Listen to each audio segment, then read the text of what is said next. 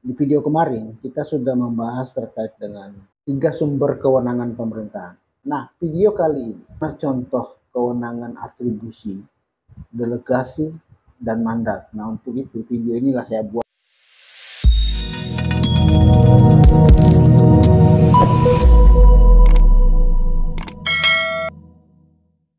Halo rekan-rekan semua, salam sejahtera dan salam keadilan. Di video kemarin kita sudah membahas terkait dengan 3 sumber kewenangan pemerintahan. 3 sumber kewenangan pemerintahan, yaitu atribusi, delegasi, dan mandat. Nah, di video itu juga saya sedikit mengulas terkait dengan tanggung jawab dan tanggung gugat. Tanggung jawab kewenangan atribusi, tanggung jawab kewenangan delegasi, dan tanggung jawab kewenangan mandat. Nah, video kali ini saya karena banyak sekali khususnya mahasiswa hukum dan juga rekan-rekan saya yang mungkin kebetulan yang belum sempat membaca atau belum sempat mengetahui apa contoh, kira-kira bagaimana contoh kewenangan atribusi, delegasi, dan mandat. Nah, untuk itu video inilah saya buat sebagai tindak lanjut dari video saya yang kemarin. Kita sedikit mengulas contoh. Di dalam ketentuan pasal 12 ayat 1 Undang-Undang Nomor 30 Tahun 2014 tentang Administrasi Pemerintahan menyebutkan pada intinya badan dan atau pejabat pemerintahan memperoleh wewenang melalui atribusi apabila 1. Diatur dalam Undang-Undang Dasar 1945 atau Undang-Undang. 2. Merupakan wewenang baru atau sebelumnya tidak ada. 3. Atribusi diberikan pada badan atau pejabat pemerintahan. Ini menurut pasal 12 ayat 1 Undang-Undang Administrasi Pemerintahan. Sekarang saya coba menganalogikan dari bunyi pasal itu dengan judul video ini. Saya berikan contoh. Contohnya misalkan begini. Misalkan ya, bunyi dalam undang-undang itu bunyinya seperti ini misalkan. Berdasarkan ketentuan pasal 26 ayat 2, junto pasal 4 dan pasal 53 ayat 3 Undang-Undang Nomor 6 Tahun 11 tentang Desa. Kepala desa diberikan kewenangan dalam hal mengangkat dan memberhentikan perangkat desa. Kewenangan tersebut disebut sebagai kewenangan atribusi karena diatur dalam undang-undang.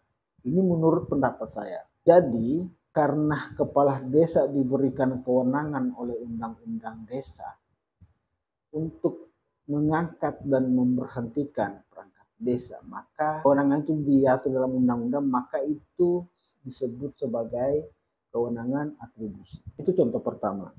Contoh kedua misalkan, Mahkamah Agung telah diberikan wewenang menurut pasal 24 Undang-Undang Dasar 5. Bunyinya begini, kekuasaan kehakiman dilakukan oleh sebuah Mahkamah Agung dan badan peradilan di lingkungan peradilan umum, peradilan agama, peradilan militer, dan peradilan tata usaha negara. Mahkamah Agung juga diberikan wewenang melalui undang-undang menguji peraturan perundang-undangan yang lebih rendah terhadap peraturan yang lebih tinggi. Nah, jadi Mahkamah Agung diatur melalui telah disebutkan dalam Undang-Undang Dasar 45, juga disebutkan dalam undang-undang, sehingga itu salah satu, menurut saya itu salah satu contoh kewenangan atribusi. Dia diberikan kewenangan melalui Undang-Undang Dasar dan undang-undang. Oke. Selanjutnya saya berikan contoh ketiga. Ini contoh pendapat saya. Mungkin teman-teman juga bisa punya contoh lain atau pendapat lain yang berbeda dari pendapat saya. Contoh ketiga dari kewenangan atribusi ini, misalkan dalam pasal 4 ayat 1 Undang-Undang Dasar mengatur secara tegas bahwa Presiden RI memegang kekuasaan pemerintahan menurut Undang-Undang Dasar. Oke? Di samping itu, Presiden berhak mengajukan rancangan undang-undang kepada Dewan Perwakilan Rakyat. Artinya, melalui Undang-Undang Dasar 1945, Presiden diberikan kewenangan untuk mengajukan rancangan undang-undang. Hal ini menurut pendapat saya disebut sebagai kewenangan atribusi karena dia Presiden ini diberikan kewenangan melalui Undang-Undang Dasar. Sekarang kita membahas contoh kewenangan delegasi. Seperti apa contoh kewenangan delegasi? Contoh kewenangan delegasi yang paling sederhana menurut saya dalam hal administrasi kependudukan. Misalkan begini, untuk urusan administrasi kependudukan, misalkan akta lahir anak, itu salah satu administrasi kependudukannya. Itu urusan Menteri Dalam Negeri. Jadi peraturan perundang-undangan sudah mengatur bahwa urusan administrasi kependudukan adalah urusan Menteri Dalam Negeri. Dan tentu saja dalam hal ini Direktorat Jenderal khusus yang fokus melaksanakan tugas-tugas administrasi pemerintah. Menteri Dalam Negeri ini kemudian mendelegasikan kewenangan tersebut kepada Kepala Dinas Kabupaten Kota untuk menerbitkan dan atau menandatangani akta kelahiran serta dokumen kependudukan lainnya. Jadi meskipun Menteri Dalam Negeri diberikan kewenangan untuk membuat penandatangan mengurus segala administrasi kependudukan di Indonesia, tapi Menteri Dalam Negeri dapat mendelegasikan atau sudah diatur dalam peraturan perundang-undangan mendelegasikan kewenangan itu kepada Kepala Dinas Kependudukan dan Pencatatan Sipil di seluruh kabupaten kota di Indonesia.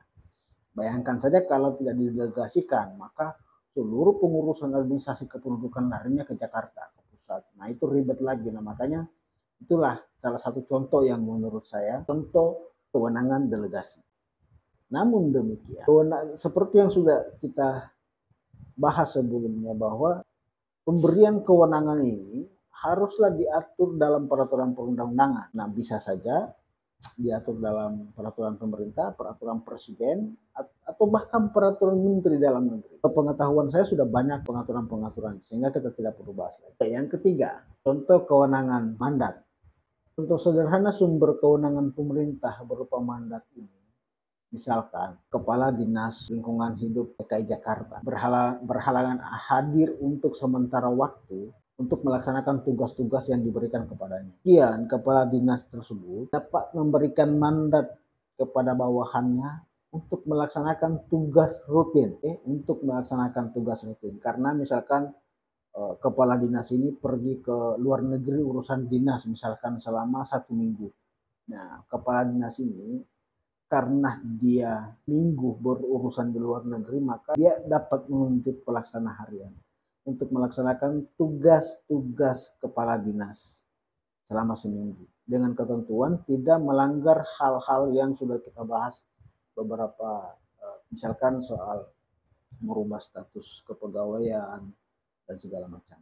Oke, nah contoh yang kedua misalkan dari kewenangan mandat ini, Kepala Dinas Sumber Daya Air, sebagai pejabat definitif berhalangan tetap untuk melaksanakan tugas rutin. Nah, tugas itu kemudian dimandatkan kepada pejabat lainnya. Hal ini disebut sebagai pelaksana tugas atau PLT. Kalau tadi itu pelaksana harian, sekarang pelaksana tugas. Mungkin itu yang ingin saya bagi kepada rekan-rekan semua.